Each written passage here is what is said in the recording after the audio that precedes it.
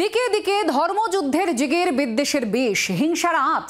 26-এর দেওয়াল লিখনে শুধুই ধর্ম আর রাজনীতি মিলেমিশে একাকার।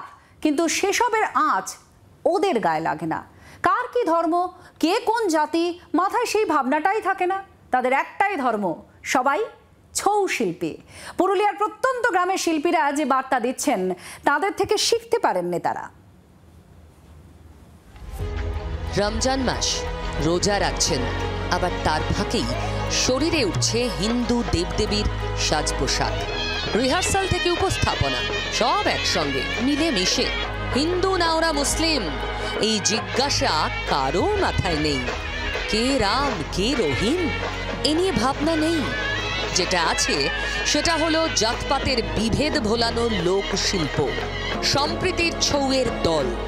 দিনবেলা হয়তো রোজা গোটা দিন থাকি, আবার সন্ধ্যাতে ছৌ নাচ করি, তাতে হাজার হাজার মানুষকে মনোরঞ্জন দিতে হয়। পুরুলিয়ার বারাবাজার ব্লকের প্রত্যন্ত গ্রাম পলমা গ্রাম। এই গ্রামে ছৌ নৃত্যের দলের নামডাকও আছে। হিন্দু দেবদেবীদের চরিত্রায়নেই তৈরি হয় ছৌয়ের থিম। তবে শিল্পীদের অনেকেই মুসলিম। অবলীলায় নির্দ্বিধায় গায়ে শিব, কৃষ্ণ, গণেশ, দুর্গার সাজ চড়িয়ে নেন গিয়াসউদ্দিনরা। আমি যখন পারফরমেন্স করি তখন আমি শ্রীকৃষ্ণের ভূমিকায়, তখন আমি সেই জায়গাটাকে মনে করি যে আমি শ্রীকৃষ্ণের ভূমিকা করছি। আর এখন এই যে আপনার সাথে কথা বলছি বা রমজান মাসের দিনে কথা বলছি, তাহলে তো আমি গিয়াসউদ্দিন আনসারী। একদিন দুদিন নয়, বংশ পরম্পরায় চলে আসছে এই রীতি। এমনকি ভবিষ্যৎ প্রজন্ম এই ধারা বয়ে নিয়ে যাবেন, বিশ্বাস বর্তমান প্রজন্মের। আগে কর্ম করবো, তারপর ধর্ম করবো। সবাই করে এসে, দাদু করেছে, বড় বাবা করেছে, বাবা করেছে, আমিও করবো, আমার ছেলেও করবে। এমন ছৌয়ের দলের ম্যানেজারও ধর্ম নিয়ে ভাবতে রাজি নন। গিয়াসউদ্দিনের কাছেও ধর্ম আর শিল্পের মধ্যে বেড়াজাল থাকতেই পারে না। উনি যেভাবে বেড়াটা ভাঙছেন জাতপাতে, তাতে ওনাকে অশেষ অশেষ ধন্যবাদ। তাতে উনার জাতিগত দিক থেকে একবার হয়তো প্রসাদ পড়েছিল, কিন্তু তাতেও শত বাধা বিপত্তি উনি মানেন নাই। আমার ঘরে থাকা খাওয়া কোনো আমাদের জাতি বিভেদ বলে কিছু নয়। অর্থাৎ ধর্ম যার যার, শিল্প সবার।